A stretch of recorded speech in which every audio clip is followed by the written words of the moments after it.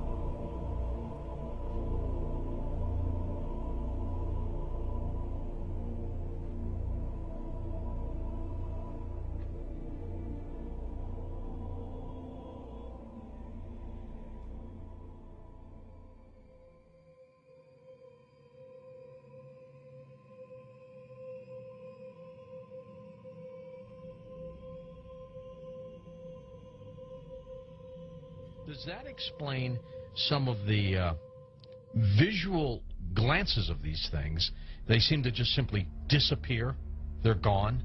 Exactly. I mean, they're appearing out of nowhere and then disappearing right in front of people. And that's why scientists who have no axes to grind, they just say that it doesn't make that much sense. And also, if they're just trying to observe us, to take account of what we're doing on Earth, I mean, after a while, after so many months or years or centuries, it kind of gets old. They either would take us over, or they've already discovered all the information they need to know about Earthlings, and so they're just going to take us over or make first contact and just sort of do what they need to do next. To endlessly observe us, it doesn't make any sense.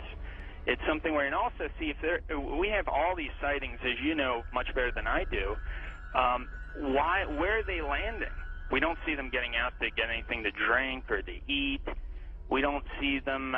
They've never tried to make contact with any large amount of people in a major city, and so this doesn't. And also all the endless medical procedures that the people who have claimed to have been abducted, you know, why the endless medical procedures? I mean, if we're talking about such an advanced race of alien beings, they don't need to do that over and over and over again.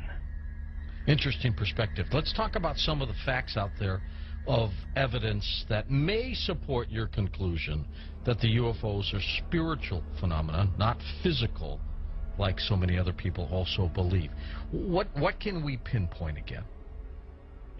Well, again, it's something where you cannot have a material or a physical being penetrating the ground, penetrating the water, appearing in front of people, then disappearing instantly, and then also changing colors, sometimes only when they're accelerating, with every color in the spectrum has been recorded.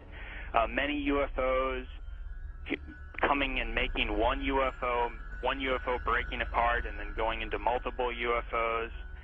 It doesn't make sense. And then not only just that, but to get into the fact of how far they're traveling and the speeds that they would have to travel, and just the other problems with cosmic dust and traveling at the speed of light, and then running into those bits of cosmic dust, the explosions that would be created, the amount of energy that would be consumed in traveling from these distances.